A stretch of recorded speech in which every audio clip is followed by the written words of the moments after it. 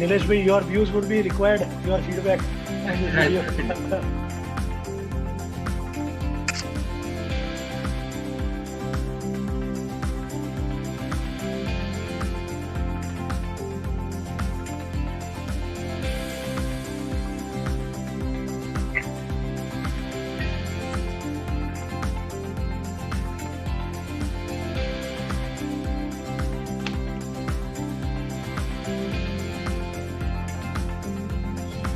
Darshit bhai, good evening.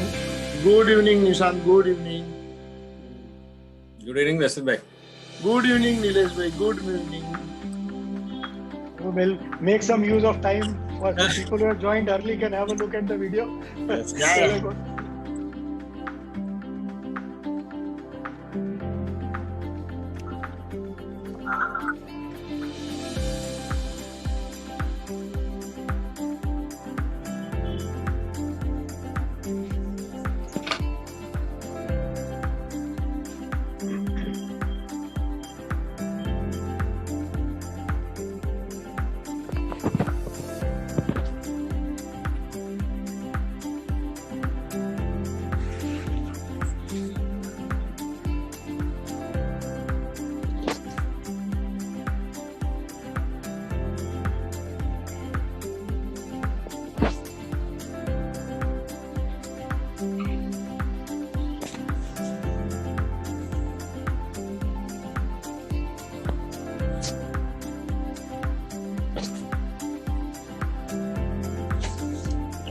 Good evening.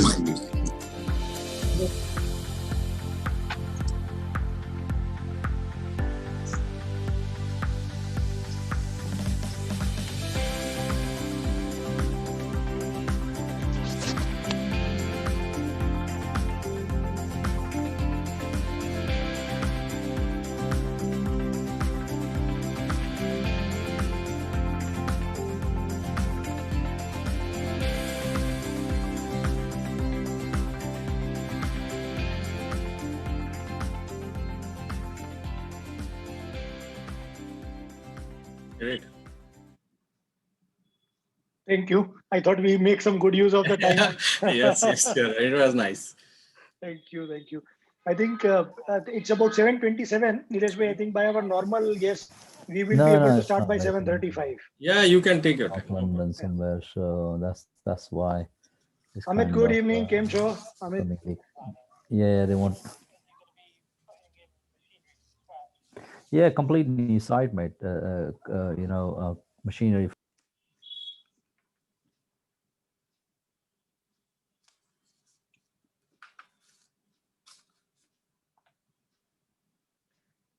Chintu, good evening. Sir, good evening. Yeah.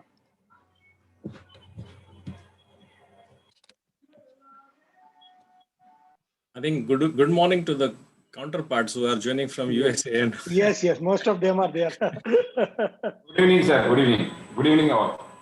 Good evening, good morning, I think. Yeah. Namaste.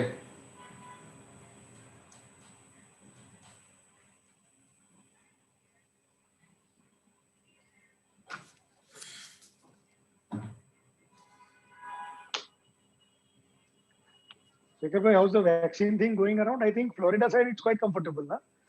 I heard that Atlanta, Florida, a lot of people are getting. You're on mute, Shekhar bhai. You're on mute.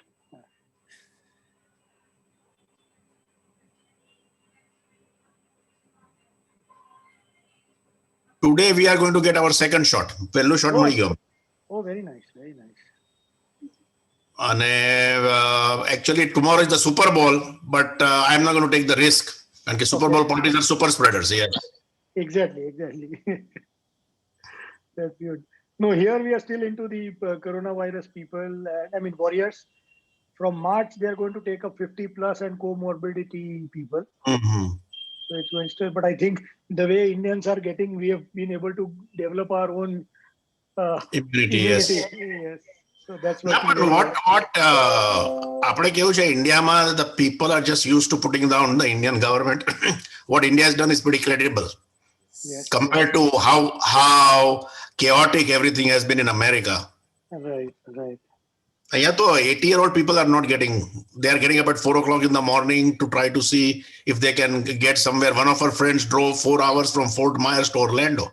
Wow. Just to get the shot.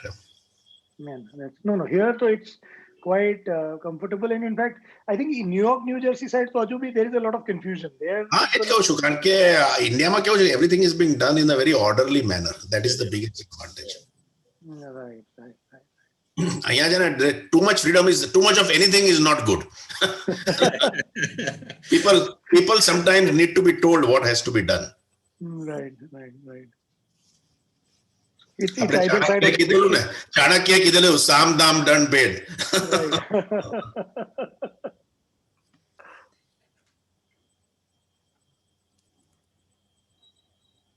right.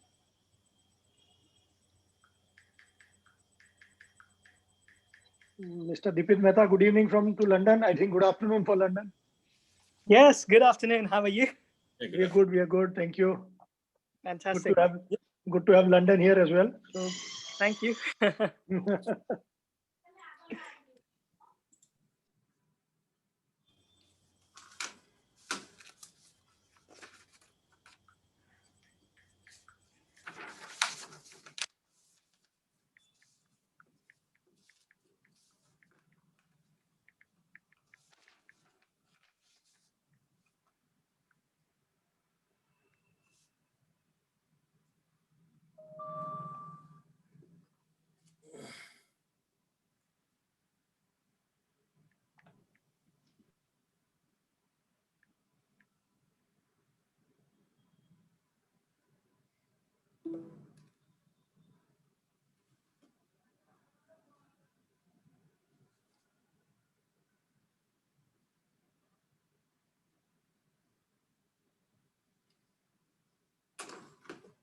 we have a good gathering already. We have US, we have UK. We are meeting for a couple of people joining us from Middle East. They just confirmed to us. So Really nice. So I think, and we are getting a couple of messages. It's 7:32 here. I'd say in about 3 to 4 minutes, Nilesh bhai, we can go ahead. Yeah, that's fine. Yeah. Perfectly fine.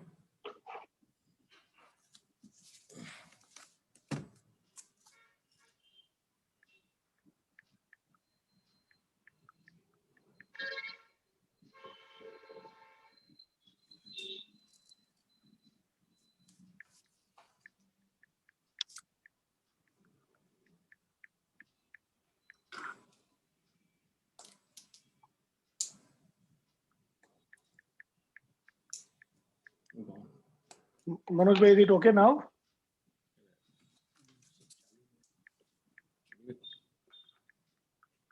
Ji sir, ji. Yeah, thank you.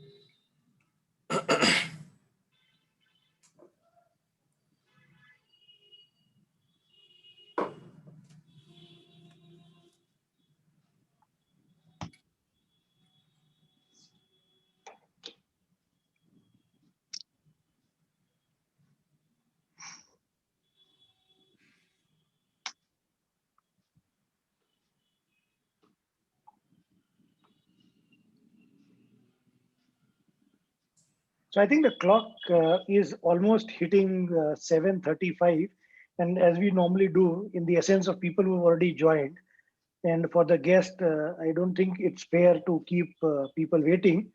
if people join in a little late, we'll definitely want to catch up, give them a catch up later on. So I think we go ahead with the session.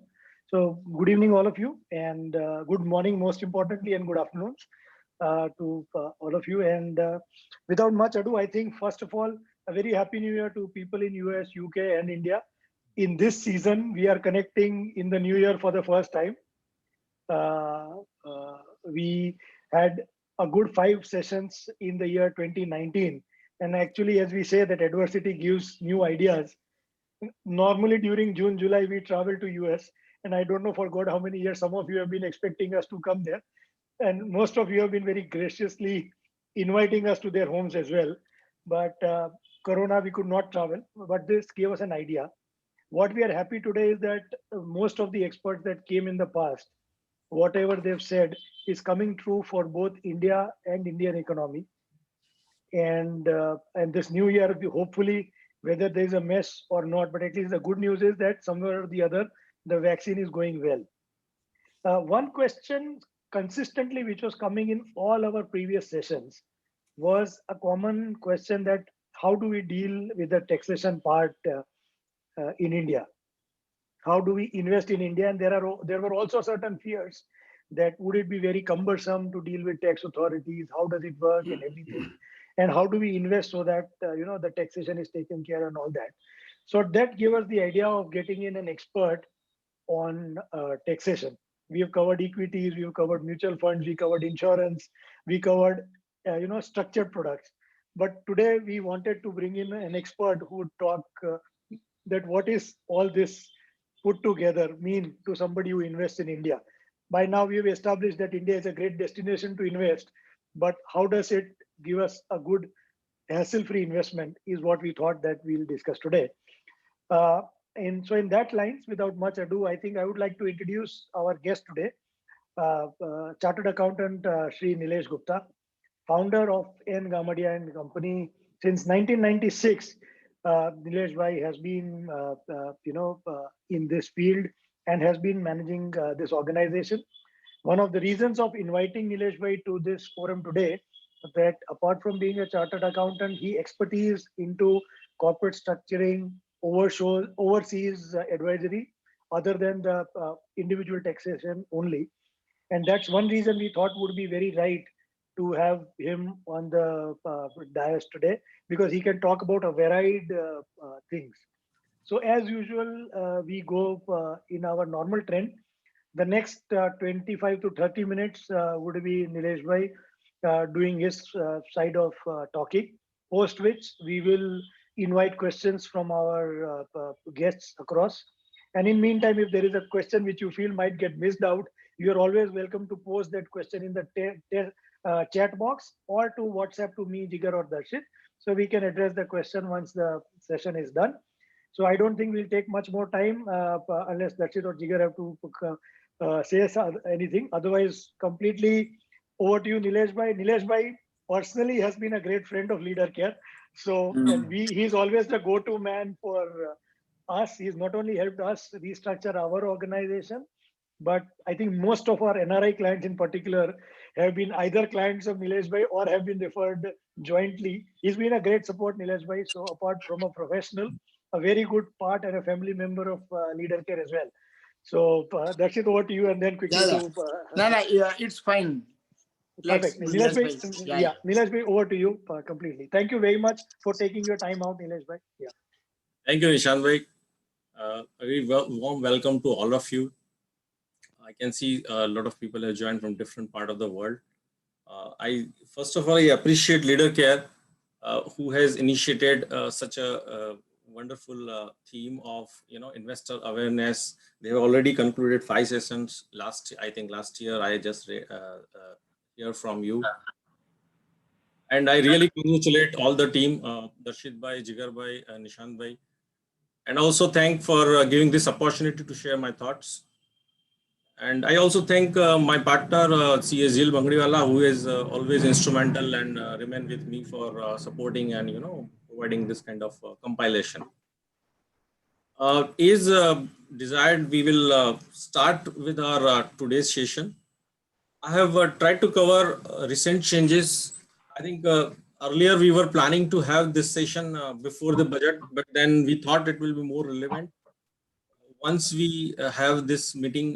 Budget is over, and then we can incorporate those changes so that we can plan for the next year. So we start with this. So we'll deal with a few slides, and then we'll take up the question answer as told by Nishant Bhai. So this is the first one where we are just a minute. Let me share. Just hold on, please.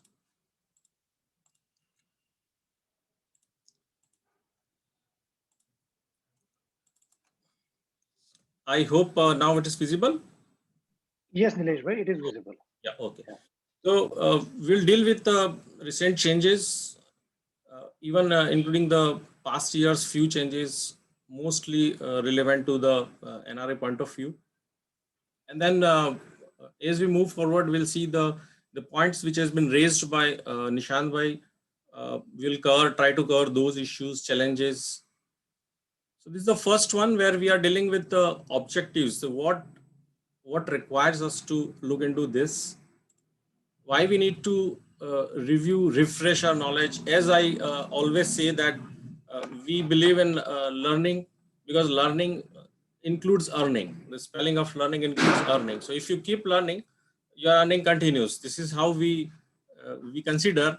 And if we look at that, we need to see what are the economic front, income tax and FEMA provisions, which has been most recently being changed and applicable to NRIs, because that will drive us to see what we can do and how we can structure in the near future. Now the question arises, why there is a need to overview again and again? Why this is something which we cannot learn, or we cannot plan, and then we cannot we stop reviewing, because we have the roots in India. There can be one reason which I understand. We have something in India, maybe our relatives, maybe our ancestral properties, maybe some kind of investments. We know the people, so we are more comfortable. We know the state, we know the government, we know the governance.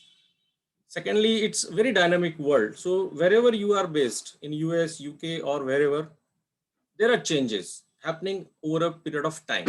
In different economics, they are showing different opportunities. India is eventually has come up as an emerging market. It shows a lot of different kind of opportunities for investment, not only for investment, for a business as well. So we see that there is a potential. So we have to overview our strategy again and again, and we have to review what changes are happening. Next is, because of geopolitical changes, we have to see, because somewhere there is an instability, somewhere there is a stability. Over a period of time, last, I believe, I think 8 years down the line, now we see that there is a stability. We see next 5-10 years also, it appears there will be stability. That gives a lot of comfort to plan our affairs, to plan our future investments, to plan our next destination for creating something which we want to invest. More and more financial foreign investors are coming in India. FDI is increasing day by day. We see the numbers. Every day the liquidity is coming. Increase in cross-border transaction because of ease of doing business. It's very easy that common man even started dealing with the overseas people. Maybe it's a trade, maybe it's in investments. Even we can say that it's a Bitcoin also, though legality I'm not talking about, but still I have come across with so many people have come to me for FEMA advice, where they are saying they are dealing in this, and they're dealing for the 36 foreign exchanges who are dealing in cryptocurrencies. He's directly dealing with them. So this is the kind of transactions which is happening there. The issues of double taxation may come up, the issue of his legality may come up, the Indian taxation, the overseas taxations.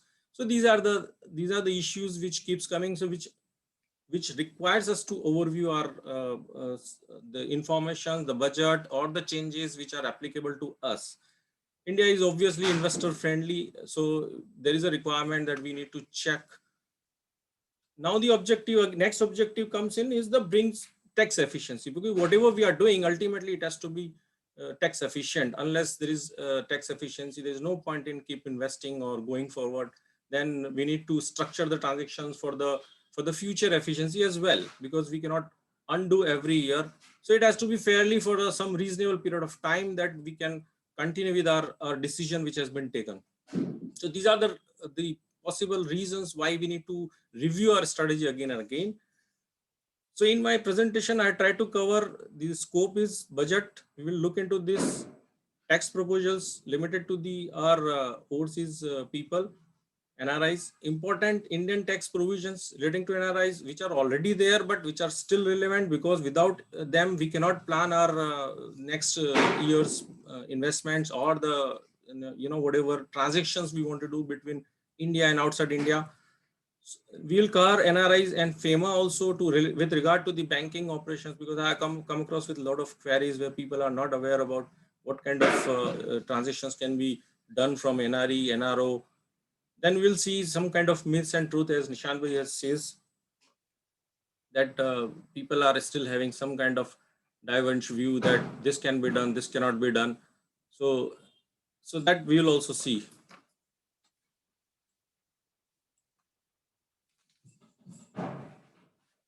So we move to the next slide, which is union budget. I would say that most of you people already have the fine prints, but still I would give my thoughts. I think the entire budget, I have identified that there are three big pillars which has been devised by the finance minister. And it seems that these are the efforts towards making India a $5 trillion economy, because first pillar they have considered is a health sector. They are giving a very big boost to health sector by increasing large amount of expenses, the capital outlay, the universal coverage of water supply, scrapping the policy of old vehicle that was of course for the purpose of environment and all that, 35,000 crore rupees for COVID vaccine, R&D and so on and so forth. So I believe that there is a huge amount of investment which government has identified towards the health sector. So pharma, health, and the investments in the Atmanirbhar Swasth Bharat Yojana, that will increase. So this was the first pillar which government has kept. Second was growth infrastructure, which was largely that how the economy can be put again on the growth engine. Obviously, I believe personally that India has revived to a greater extent. So they are talking about growth. They have chalked out a plan of next 5 years, where they have increased heavy capital expenditures on road, infrastructure, highway, then national rail plan, then the new technologies as far as the metro light and metro new is concerned, and ports and waterway. There also they are going in a big way with public-private partnership.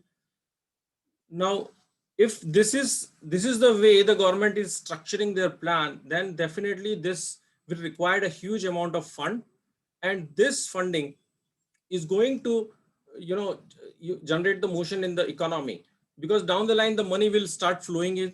Obviously, I will talk about the funding also, that how and why they have structured like this. So this infrastructure, a heavy expenditure, will definitely give a big boost to the economy.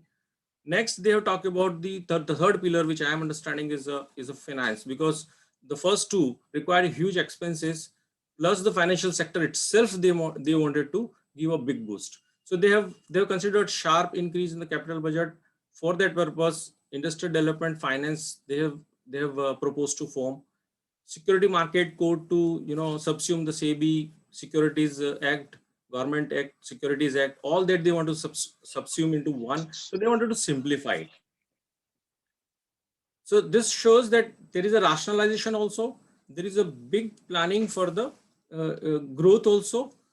Then they are proposing an investor charter for the investor protection, so that in the long term investor can have their rights and do's and don'ts. FDI in insurance allowed till 74 from 49%. They have hiked it. That also shows that lot of fund inflow they are welcoming. The disinvestment for two PSU banks,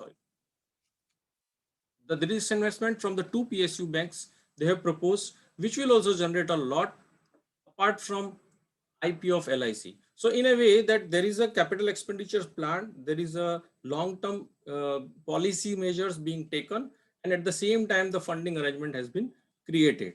Now, today news only, I have read that Finance Minister is stating in a meeting of CII, the Confederation of Indian Industry, there they were saying that the pillars or the principles which have drive the budget was transparency and tax stability. So they are making it very amply clear that there is a tax, they wanted to make it stable, and they want a transparency. Now how these two are coming into, we will see little later. But this, and secondly, the RBI has announced that the government securities, investment in government security, which was hitherto from large institutional investors, and retail can participate only through the secondary market. But now the retail has been allowed that they can directly, invest through the RBI. They are making they are creating the infrastructure for that. But that shows that they are inviting even the small investors to participate in this infrastructure funding programs. So that shows that the government is determined, and they are very good in administration. They are very good in execution. During the budget, I mean, I just want to share this, that I was called upon by news channel TV 18 network, Gujarati, and they, in 1 o'clock, I believe the finance minister proposal was about to be over, and 1:10 I was in their studio. We were not having the fine prints of the budget also, whatever we could hear. There the question was posed is, whether do you believe that the V-shaped recovery is possible or not? And then and there itself, I told that the budget has been planned in a way that the India is ready for the V-shaped recovery. Nobody can stop for the V-shaped recovery. Only issue is if it correctly implemented.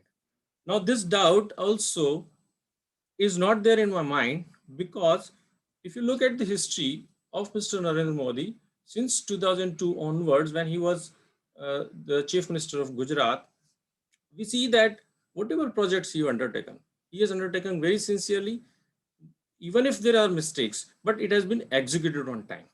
You talk about the BRTS of Ahmedabad, you talk about the riverfront, you talk Statue of Unity, you talk metro rail, you talk ports, you talk anything, he is very determined to deliver. And this has been validated, because we are the men of evidence. We see the audit trails, we always ask, where is the evidence? So we saw that 5 days before the budget is presented, and today they have started, okay, the retail investors can participate in this. This is what is allowed, that is allowed. So that means that they have started creating the environment for the new participation from the retail as well as the foreign investments.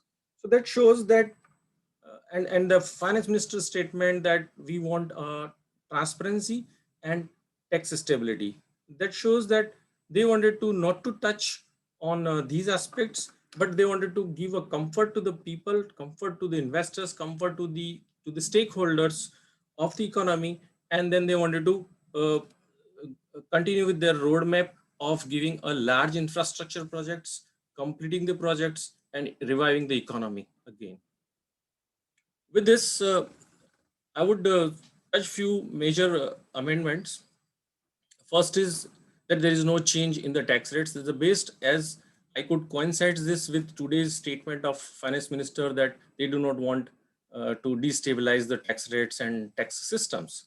So they are very much confident no changes are there as far as the rates are concerned. Next is the best part they have done is the reopening of assessment. That we all were knowing that earlier, if assessment is completed, there was a chance that the assessment can be reopened. And if it reopened, it goes up to the 6 years, past 6 years can be reopened. Or in some cases where foreign assets are involved, they have kept a timeline of 16 years. They can go back to the 16 years and they can open. Now, it's a very beautiful change. They have reduced the timeline to 3 years. And in some cases, it is 6 years. That is also in a very rarest of rare cases where the income escape the assessment is 50 lakhs above. So that means that normally, if I file a return of income, within 3 years, there is no chance that something will come up. And this if you read with my few next points, you will realize that it's a very, very welcome amendment, because they have reduced the timeline of assessment or issuing the notice to 9 months, maximum 9 months. So that means that if I'm filing return of income this year, next year by 31st December, everything ends. They cannot ask me anything. They will not touch anything. Still, if they feel that there is something has been left out, only next 2 years they can touch me. So total 3 years in this way. So the past assessments, once it is done, nobody can touch that. So that's very, very welcome amendment. Next is relaxation on retirement funds for non-resident returning to India. So those peoples who are migrating back during the post their retirement from abroad to India, there was a retirement fund in which their investments are there, and whatever income they are generating on that, the tax will be they will yet to notify the rules, but they are saying there was an issue of double taxation on that they have promised in this budget that they will address by issuing separate rules.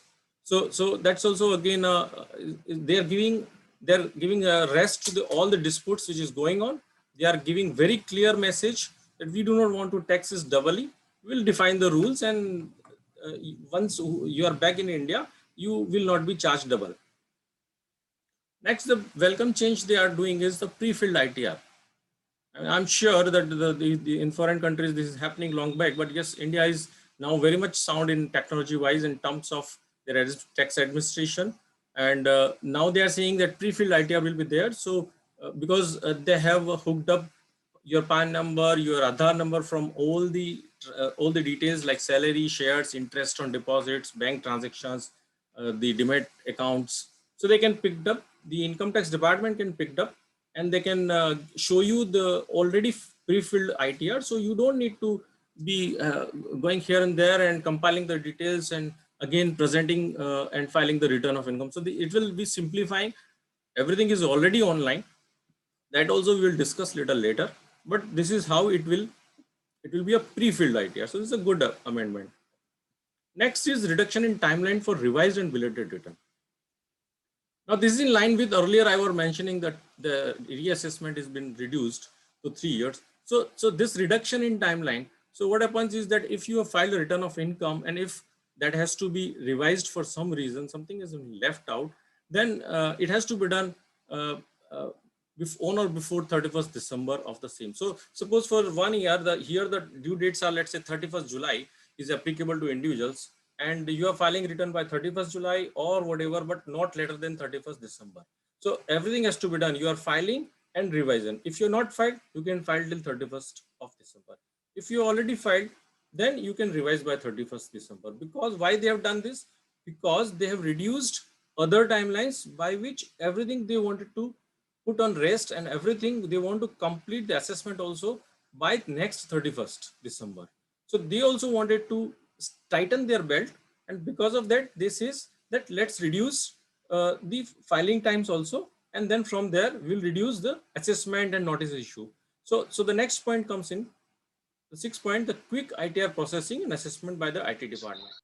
Now what does this mean is that as I was explaining, that reduced timeline means the 31st December is the last date of filing the ITR.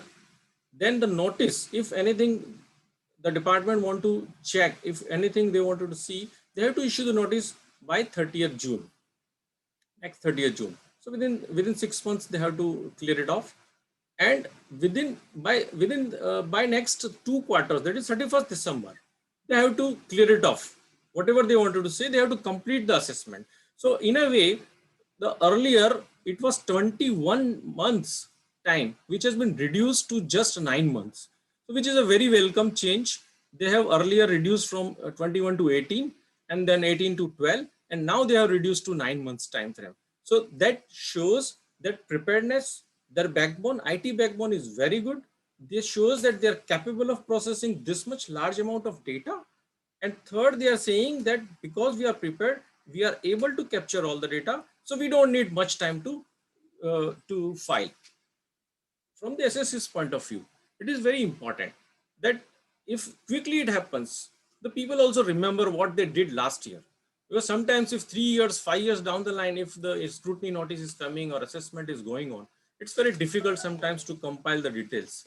And then in this case, it is very easy that everything is set to right for within 9 months of time frame. So this is very good changes. Then the faceless appeal, ITAT and dispute resolution committee.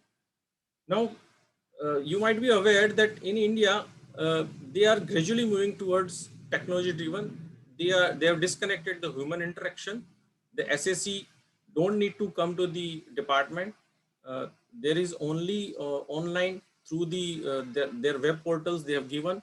Through the online, they can file the submissions. Even assessment is completely made online and faceless 2 years before. Appeal to the commissioner, because suppose you file the return of income, your return is selected for assessment or scrutiny, there is some query they want to check, then that part, assessment part, has been already made faceless. Second phase comes in. If you are not happy with the order, you file an appeal before the commissioner.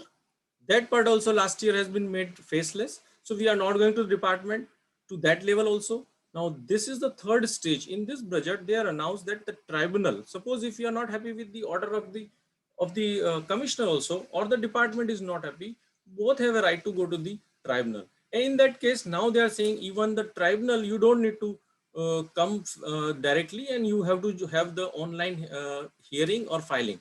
So it's a faceless. I would say that it's a very welcome change, because totally I must share with you, last 5 years I hardly interact with the department.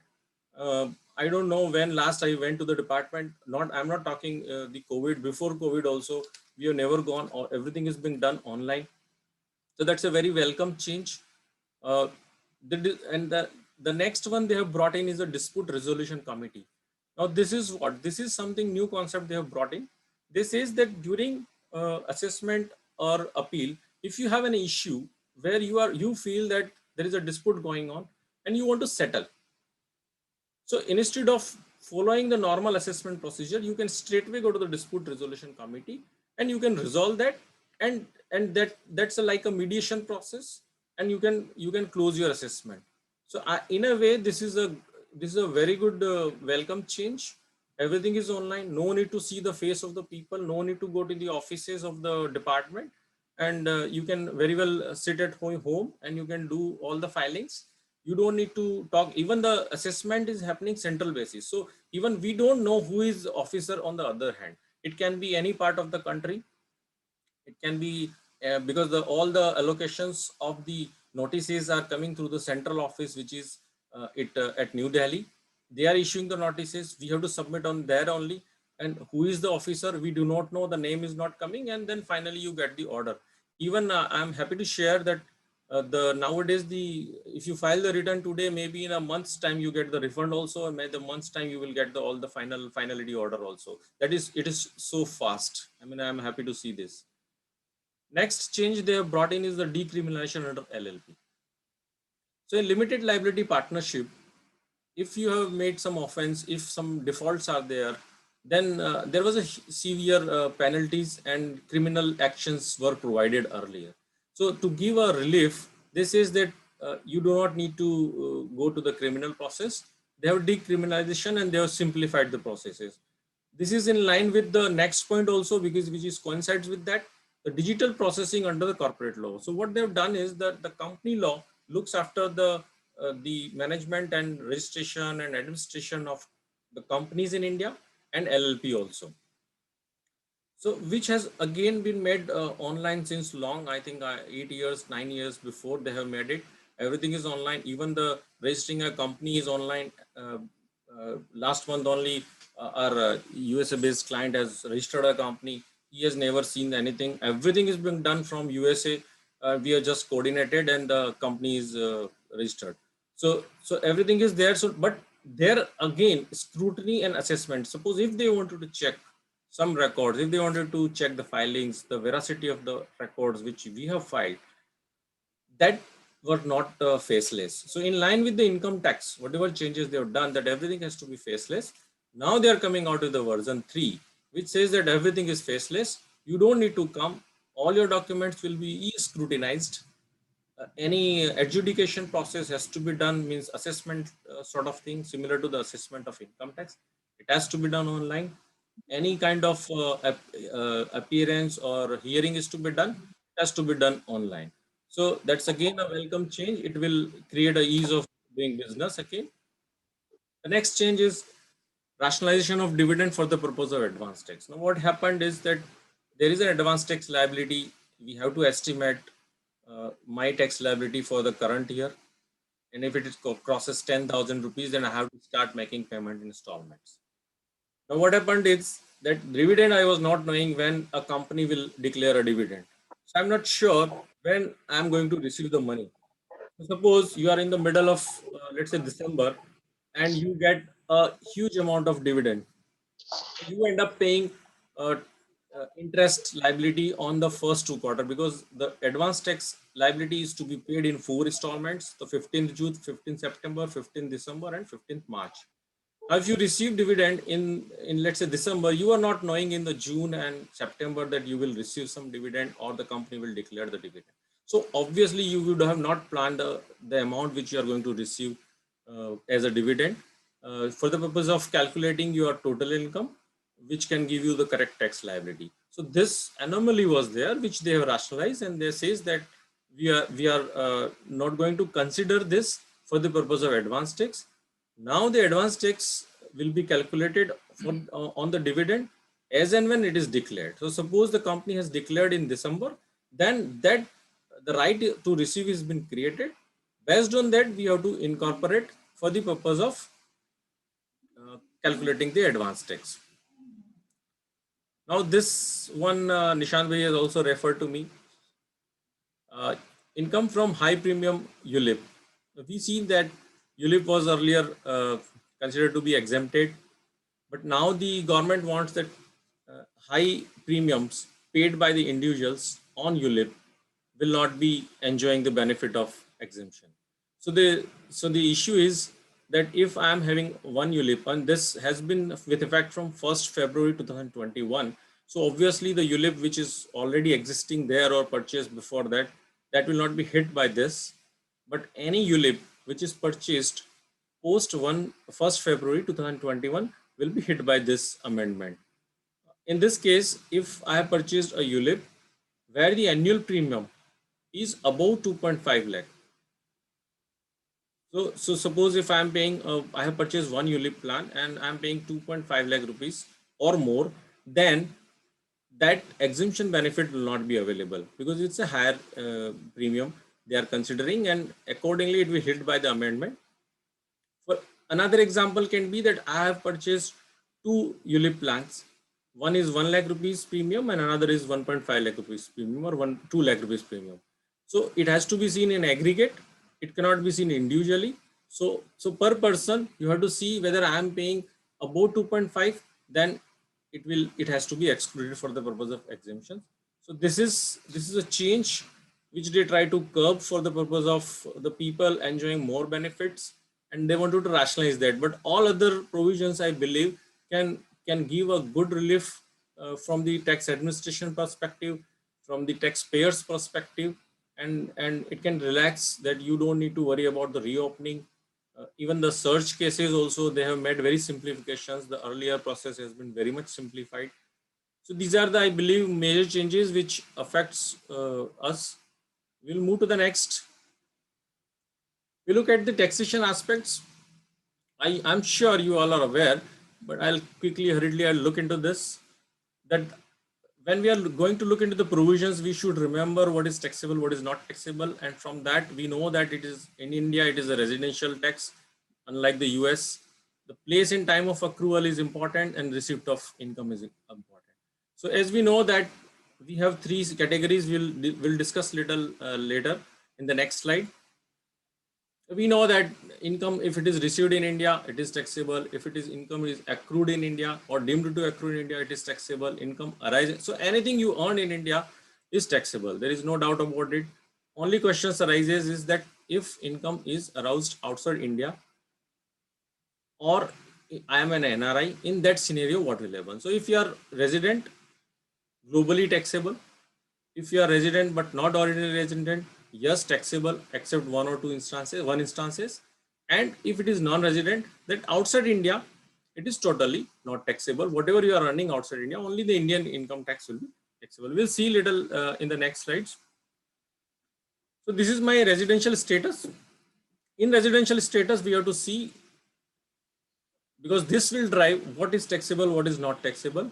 And because of that, we have to see what is my residential status, whether I am resident or non-resident, ordinary resident or not ordinary resident. We know this very well. If I am staying 182 days or more, I am resident. If I am not staying 182 days, then 60 days or 365 days. Again, if I'm staying this, meeting this condition, I am resident. If not, then I'm not resident. This is very important. I would like to spend 1 or 2 minutes on this. Last year, we had seen these changes. This has got a lot of debate also. The earlier condition of an NRI who is visiting in India and staying in India for more than 60 days, it was said that this will be hit by 180 instead of 182 days. 60 days earlier is there. This is 60 days. Instead of this, 182 days to be considered. Now 182 days has been reduced to 120 days.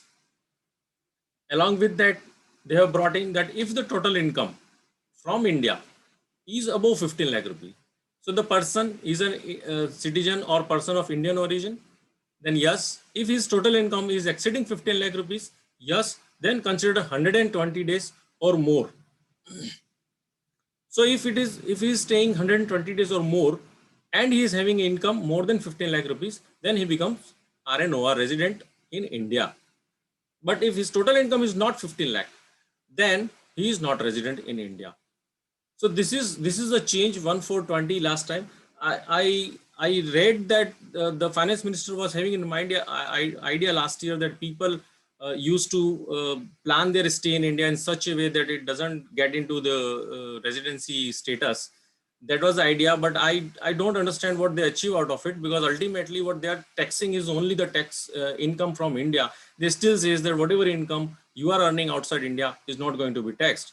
So in any case, I mean, it's just a thought of finance minister. I don't think it has gone well, but this is the scenario that we have to plan our stay in such a way that if our income is 15 lakh and above, then 120 days stay or more should not happen. Then we will be hit and RNOR will come into the picture. Then we have to see the consequences.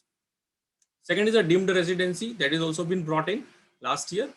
If a person who is citizen in India, his total income again is 15 lakh or more, and he is not liable to be taxed in any country by way of residency or domicile. So this is important.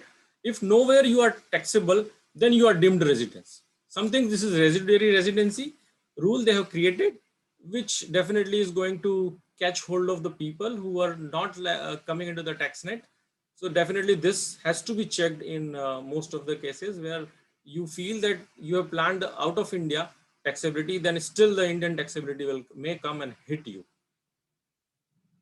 This RNR, I don't think this is the same which is from the years. Only thing is the citizen of India or person of India having total income more than 15 lakh who has been in India for a period of 120 days or more, but less than 100 days, that is hit by RNR that we have just gone through. Supposing you are from the purpose of residential test, you are resident in US also, you are resident in India also, or by that way any other country. Then because of dual residency, then if there is a tie, then you have to, their process has been given how to break that tie. That is called tiebreaker rule. You have to check the permanent home, you have to check where is the vital interest, you have to check where is the habitual abode, and then based on that deemed residential status. And then if at all you are always passed by all through, then you can settle by the mutual agreement. Now these are the broadly, we will touch upon the taxable heads, that salary, anything received, services provided outside India, but salary is received in India is taxable. Salary received outside India, but services is provided in India is taxable. House property, we have rental income. Interest loss, if there, it is restricted to 2 lakh rupees per year. Then you can claim for the municipal tax paid and 30% deduction from the annual rent. As far as the business and profession is concerned, we know that income controlled from India or set up in India is taxable. Obviously, we can claim double tax benefits wherever possible if it is coming through. Now we go to the capital gain section. Most of us might be, touching this some other way. We know that capital assets normally definition is being on short-term capital gain. It is less than 36 months I have hold, then it is a short term. If it is more than 36 months I am holding, then it is long term. Now these are the following are the exemptions given from the period of holding. Equity listed there says it is 12 months instead of 36.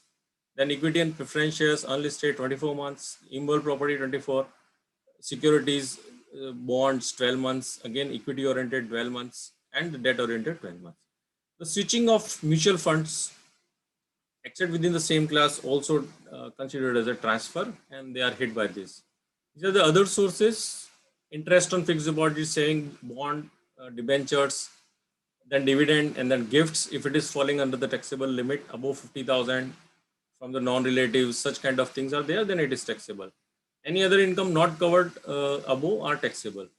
These are the deductions. You can claim normal deductions of ATC, LIC, and investment and all that, and donations. NRI interest is also exempt. Capital gain if reinvestment under section 54, 54AC, that is also available. Just PPF is not available. PPF and NSC, that is not available for the NRIs. So that we have to bear in mind. Now this is about PAN and ITR requirement for PAN. If you want to file the ITR, you need to opening of bank account, investment in shares, purchase of property, car, fixed deposits above 50,000, you need to mention the PAN. When the ITR is required, so if your income is about 2.5 lakh per annum, your taxable income is 2.5 lakh and above, you need to file the return. Or if you deposit cash in any current account above 1 crore rupees, you need to file the return. Or electricity payment of 1 lakh, foreign travel spent of 2 lakh plus, then you need to. For the purpose of NRI have to mandatorily disclose country of residence and its tax identification. This is a requirement of income tax return. Now these are the tax rates for the purpose of withholding tax rates. I know you are aware.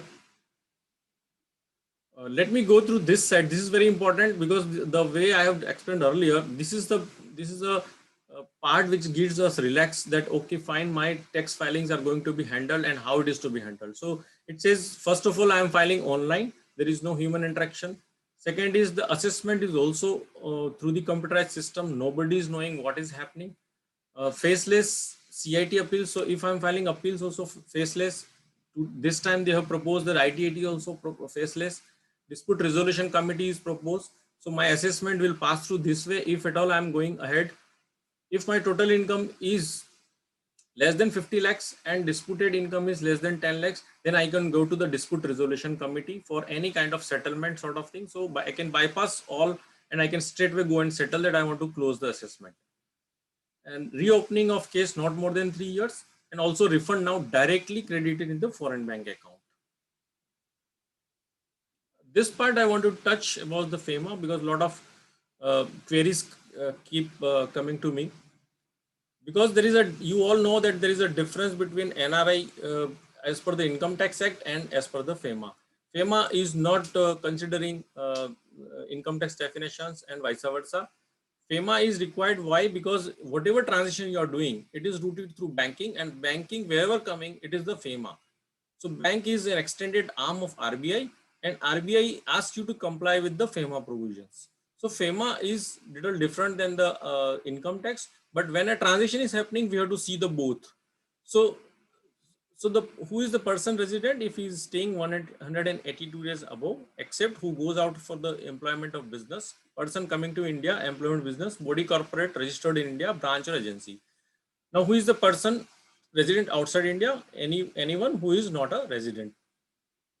Now, NRI, this is individual resident outside India, citizen of India or OCI holder. These are they considered as a non-resident Indian under FEMA. Now, this is a person of Indian origin, citizen of any country at any time holding Indian passport. He or parents or grandparents was citizen in India. is a spouse of Indian citizen. These are the definitions broadly. Now, what kind of accounts who can maintain? Who can open the account?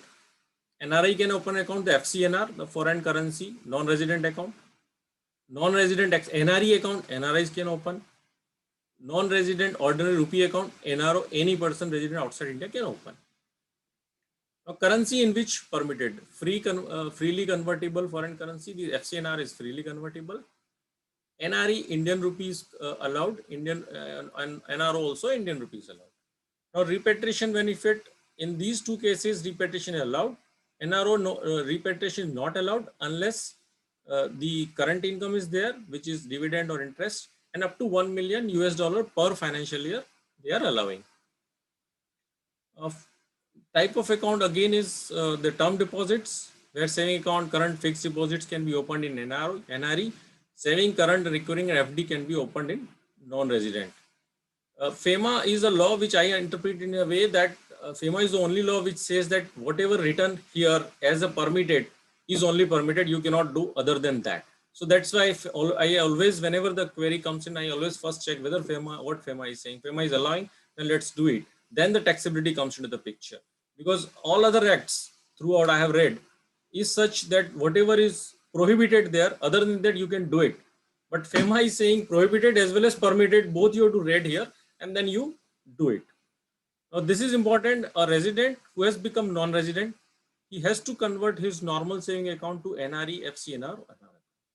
Same way, if non-resident is there who has become resident, he has to convert NRE, FCNR account. Nobody can continue this. I have seen a lot of people who are migrating from USA and become resident under the FEMA. They intend to stay in India permanently, but still they are continuing to hold NRE account, which is not in line with the law.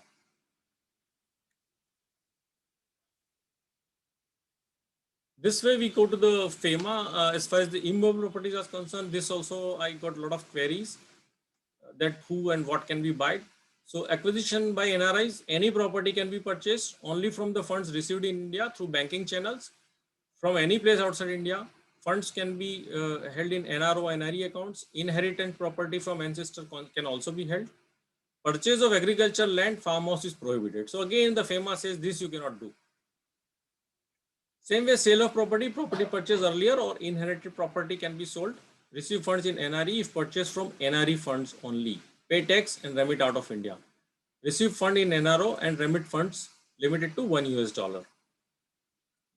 Now, wherever there is a income tax comes into the picture, whenever the transaction of outward remittance happens, the 15 CACB form required, where the bank has to be given declaration and on the income tax portal that this is a transaction and tax has been duly deducted.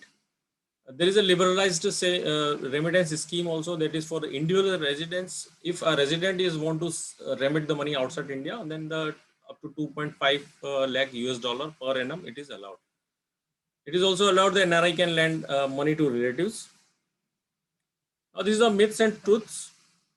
Cumbersome ITR filing, PAN, TAN applications. The truth is that it is online, pre-filled. Online application of PAN and TAN with physical copy directly at the foreign address can be generated. Second is more time consumed in ITR processing. Once e-filed, ITR process in a month. Practically, we have seen that personally in our office also. We have seen this. Difficult to verify ITR. Options available. Digital signature you can have. Sitting in the foreign also you can obtain a digital signature. You can pre-validate NRE, NRO account and verify through net banking, DMAT, and you can get your refund also directly.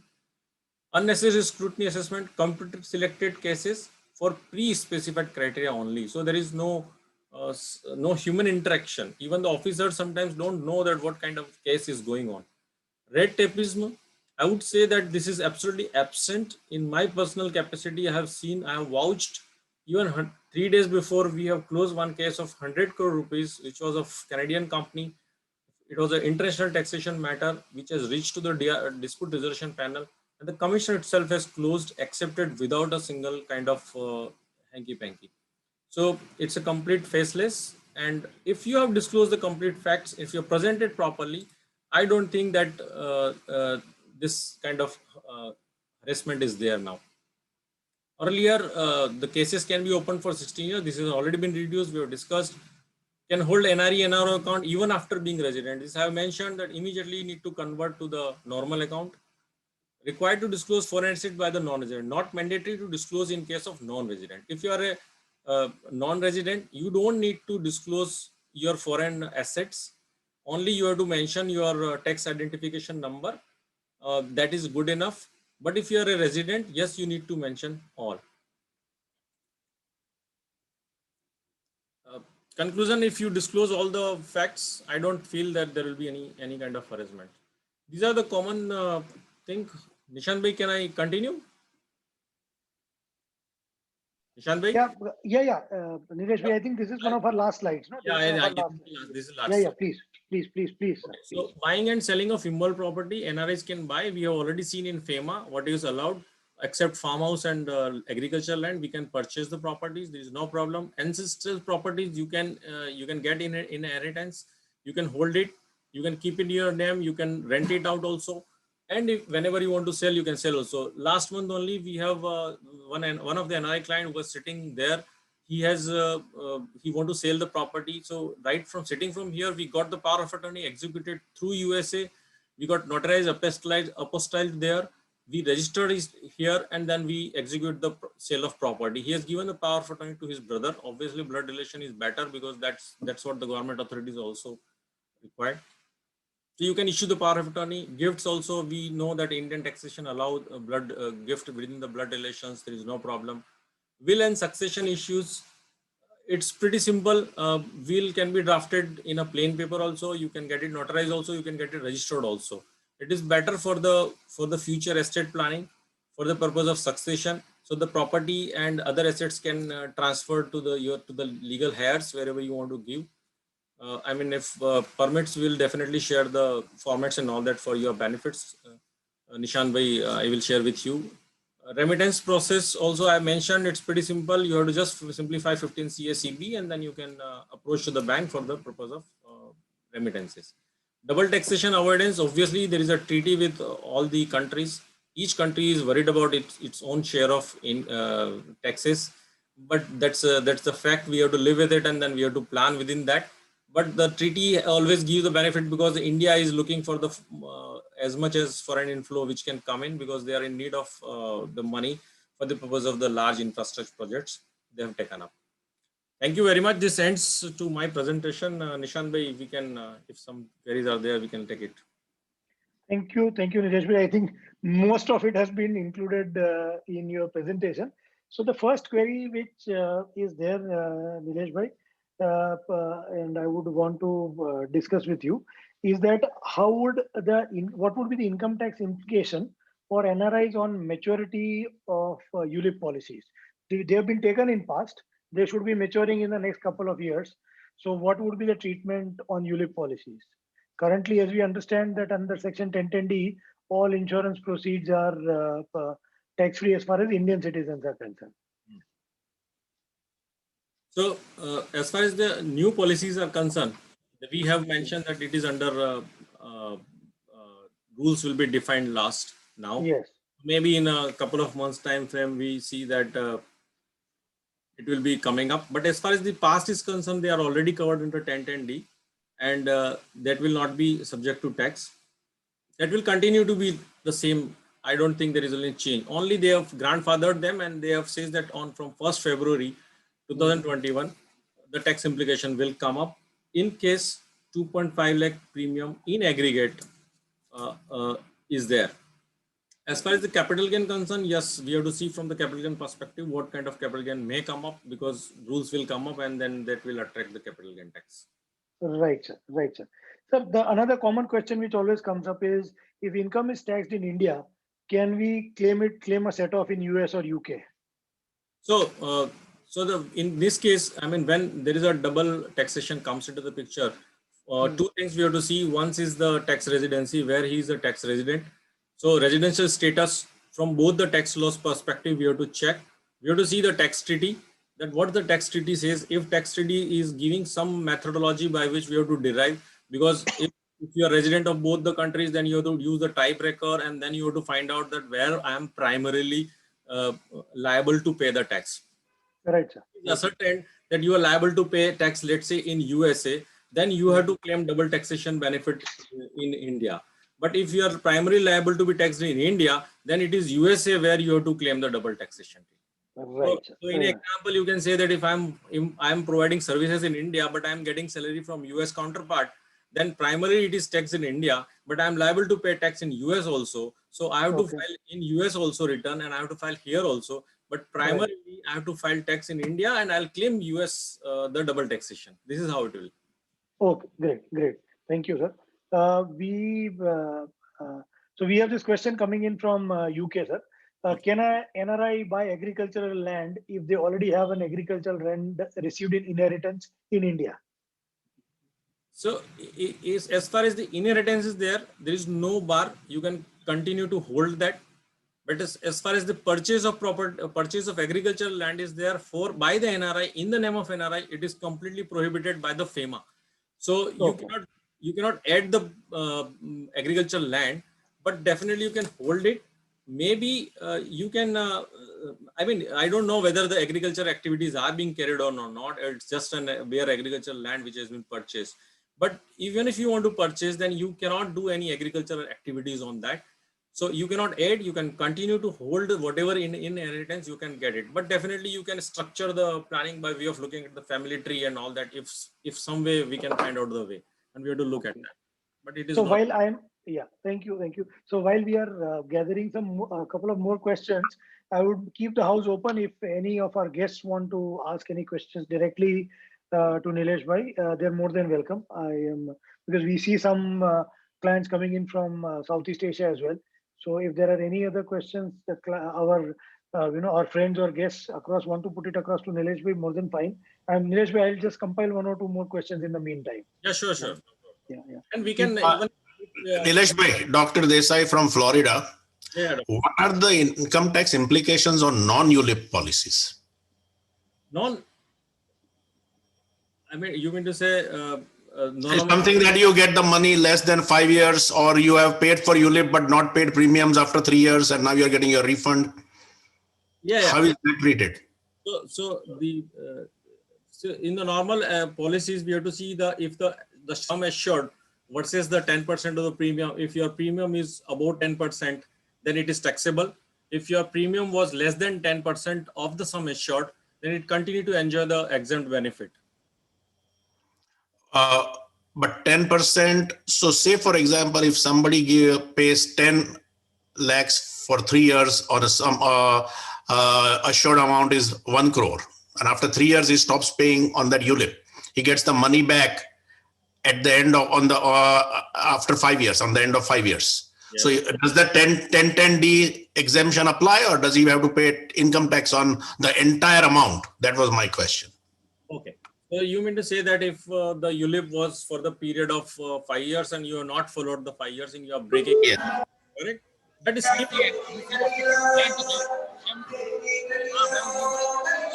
I'll just manage this couple of, please. Nilesh bhai. Nilesh bhai, I think we are good to go. I think the back end disturbance has stopped. Yeah. Hello. Nilesh bhai. Can you hear? Yeah. Okay. Yeah. So we are talking about Ulip plan where we have not completed the maturity and we are breaking in between. That's what the question was. As far as my understanding is there, the Ulip plan itself mentions that the benefit which you are getting, the tax benefit you are getting, it's normally for 5 years. Unless if you break in between, then it is taxable. If you continue with that, and then there is no taxability. As far as the new plan is concerned, definitely we have to wait. I'm talking about the old plan, because I personally had paid 10 lakhs for 3 years. I'm supposed to get 35 lakhs back this month. So my question was, will I be charged 33% income tax on the entire 35 lakhs or not? Okay, sir, I need to reconfirm. I'm very sure I need to reconfirm that, but I'll get back to you definitely on this, and I'll pass on your reply to this. Yeah, I will. Yeah, I will do it. I am aware of the case, Nilesh bhai, so I will. I'll do that. Nishant bhai knows everything. I'll do that. Sure, sir. He knows the details of everything. Yes. I'll provide you that. Right. Yes. Sir, one more question, sir, which has come while we don't have it, but I mean, our client has not been able to join us here, is that what is the capital gains exempted for the UAE investors, for the Middle East, especially UAE investors? So you are talking about the case law and whatever happened, the mutual fund case law and all that. Yes. So, I mean, that has been undone by the amendment which has come up. Even the Okay. last year also the amendment has come up, or the 120 days and the Indian income more than 15 lakh, what we were discussing. There it is Okay. said that you will be taxed, it will be considered that you are RNOR in India. And Okay. because of that, that has been put on taxability. And then obviously you can go to the treaty and all that, but obviously it will be liable to be taxed. And this last year they have made the changes about 120 days and 15 lakh. This year they have more strengthened their intentions of taxing this by way of changing the definition of liable to tax. And liable to tax, they have mentioned that liable to tax include exempt. So Right. in UAE, something is liable to be taxed, but that government has made it exempt. Still, that is part of the liable to be taxed, and that is covered into that. I think it is taxable. 100%. Okay. Makes sense. Any other questions, sir? I mean, we've almost done with our questions, but if any of our guests have any questions, they can directly ask. I think, yeah. So, anybody, if they have any questions, otherwise, I think, I guess if there are any other questions, we'll pull it back to you, Nilesh bhai. Yes. And Nilesh bhai, if you permit, we will share your Sure. presentation with our clients as well. Please do that. Yeah. So that would be a great thing. We will share it with you. Sure. Yeah. So I think towards the end of the day, I'll just once check if there is any message which I've been missed out or it is. Okay, great. So no more questions. Nilesh bhai, once again, thank you. Sorry, I think we have, okay. There is a great, so there is Mr. Sudhir Patel, who is from Jacksonville, Florida. And he also has a similar question on Ulip. So I will definitely, Sudhir bhai, I'll definitely share the same details with you as well. So great. But Nilesh bhai, thank you so very much for being with us today. And all our guests, we endeavor to continue giving you more insights as far as investments in India are concerned, any queries regarding financial matters in India are concerned. But today, Nilesh bhai, thank you so very much. I would like to open a small secret here, that apart from being a great friend and advisor, some of our friends, when you come to India, and I think a lot of you want to desperately come to India, Nilesh bhai also has a passion, has a very fantastic sizzler joint restaurant, and he'll be more than happy to have us there at his joint. Yeah, definitely. But having said that, Zeel bhai, Nilesh bhai, thank you so very much for this evening. Thank you very much, sir. Thank you. And Nishan bhai, Darshit bhai, thank you for arranging such excellent speakers. Thank you. Thank you so very much. Thank you, everyone. Thank you. Bye-bye. Bye-bye. Bye. All. Thank you. Bye-bye.